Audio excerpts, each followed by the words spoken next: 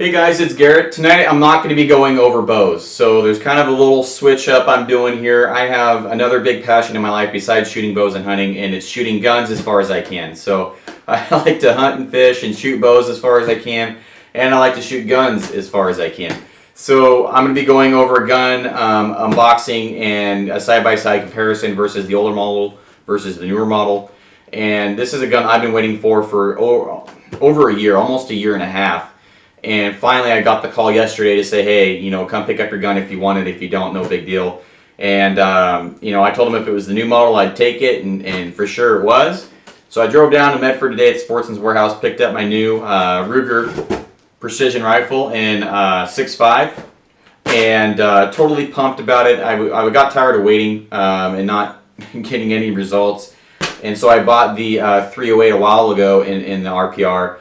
And so I have that one right here. I'll do a side-by-side comparison, what I like about that one versus this one, and what the differences are, and if there's any value in getting the new one. And this is just my opinion, side-by-side comparison as an average consumer looking at a rifle. So hopefully I can add some value in the discussion in the RPR, and we'll bring you on this side and we'll start the unboxing of it. Thanks. Get over there. Okay, so some paperwork, brochure. And this looks really familiar, because it is familiar. Now, this is the old model brochure that has the mil-spec or Picatinny rail, whatever you want to call it, running along the handguard here. And the new ones don't have that, and they don't have the threaded end cap here. They actually have a muzzle brake on here, and they have the same bolt and everything. So, you know, they come out with a gun that has upgrades, but yet they fail to upgrade their brochure. So either they forgot, they didn't care, or they even fail to see the upgrades they made in the Ruger Enhanced. So not a big deal, but I mean, you got to step up your game, Ruger. Make a new brochure. So owner's manual and NRA gear. Thanks for buying our gun. And then the badge, and they had that same badge in the old Ruger box. So, okay, so we have some 10-round PMags here, 2 of them, which these Ruger precision rifles can take accuracy international maps too, which is pretty cool. Then you got your this was included in the old Ruger too, or precision the old RPR as well. You got your QD mount, your Picatinny, and your tools and your sling studs. So I'm glad they threw that in there, because I enjoyed having that on my old one. So, and then you have your muzzle brake thread protector there. So if you don't want to use your muzzle brake, you can shove this on your threads, and it'll protect your threads until you do want to use it again. And then you have your, which I think every gun comes with a trigger lock. So not huge, but a good safety thing. So this is the new bolt, and already I do like the way this feels more than the old one. It feels much more higher quality. It's not hard plastic. I believe it's hard anodized aluminum, and it just feels better made. It feels higher quality. So I really do appreciate that upgrade there. And let's see, we will get to the gun.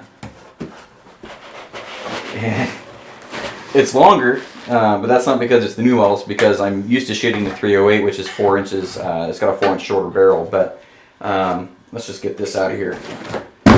So right away I noticed that the handguard is much better than the old one, and I really like this handguard because the Picatinny stops right here, and this is a 20 MOA Picatinny. So on the old ones it had mil-spec running, or Picatinny mil-spec running all along here, and what it did is that this is MOA, 20 MOA going down, and then this is flat, so you're kind of getting your scope to hit like this.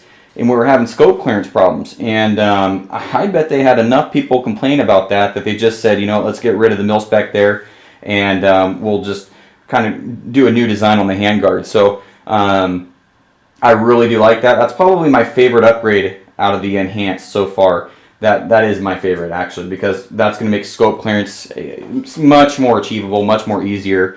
I can just use high scope mount rings and or high rings, and I won't have to actually buy any special rings for it or anything like that. I can just buy extra highs. So then you do have your muzzle brake here, which I think it's a pretty cool upgrade. I don't know if it's absolutely necessary, because these suckers are heavy. This one weighs almost just it's like 10.7 pounds, almost 11 pounds, And for a 6.5, these things don't kick that much anyways.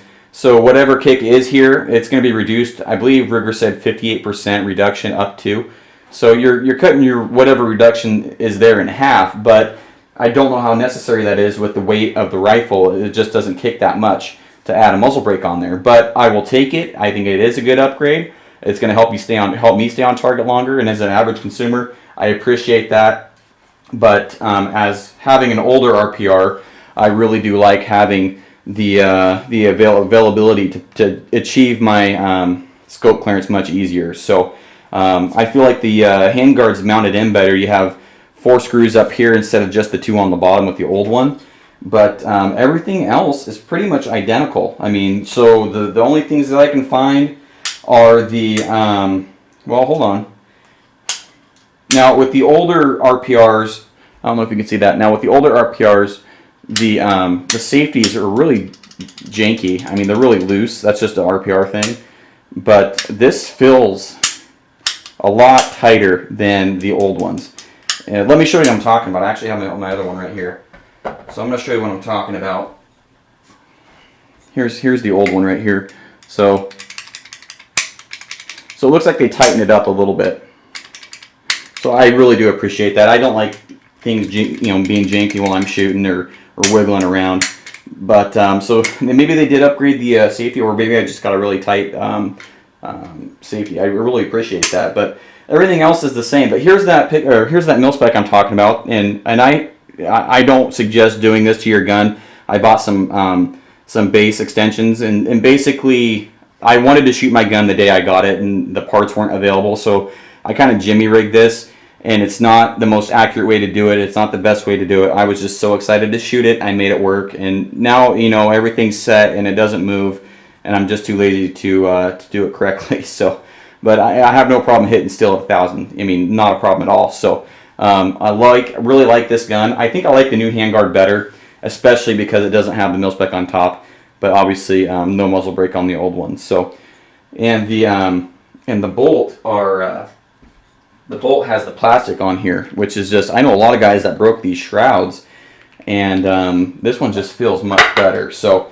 that's the biggest difference between the RPRs that I can see. And hopefully this video helped explain a little bit, or added some value to the discussion between the enhanced and the original version. I'm running the Viper PSTs on there, and I'm shooting the AMAXs just like they suggest, and I'm having really good success with it. And everybody I know that has one, or all the YouTube videos I've seen, they're doing really cool things with these guns. So to really do suggest it. This one's $200 more for the new model. I don't know if I see the added value there. Because this doesn't have the mil spec on top, which is a good thing, but it should be cheaper to make. So I think they just made a few cheap upgrades and then decided to up the price. So this was $1,050 brand new. This one is $1,250 brand new. They upped the MSRP by $200 up to, like, I think $14.99 now, or $15.99, something like that. But you can get them for cheaper than that. In Oregon, there's no sales tax. So hopefully the video was helpful to somebody, and if you liked it, give me a thumbs up. If you want to see more, subscribe, and I'll see you on the next one. Thanks.